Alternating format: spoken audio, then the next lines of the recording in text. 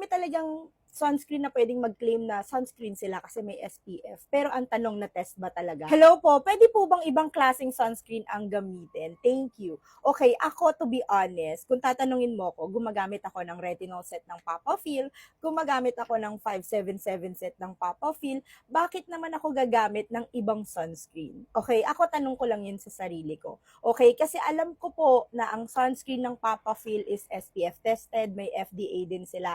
And again, mga girls, this one is ultra lightweight. Ito, wala siyang white cast and may oil control pa. Meron din siyang niacinamide, glutathione, and alpha-arbutin na very maganda sa isyong skin. Kaya naman ako talaga, ito yung gamit ko ngayon ay hindi siya nagpipiling, hindi siya malagkit sa balat.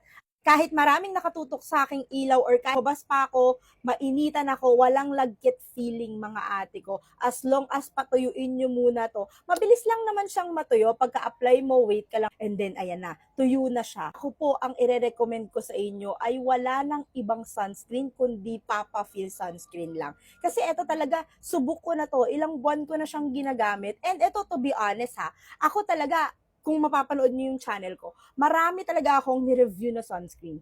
Pero dito ako nagstay. Marami talagang mga sunscreen na hindi dumaan sa mga testing. Pero ito, again and again, dumaan siya sa testing. Kaya talagang kampante ka dito. Ilalagay ko dyan sa yellow basket if ako sa inyo, sunscreen ng Papafil ang gagamitin natin. Kasi again and again, this is also formulated together with their products. Hello mga girls, bye-bye!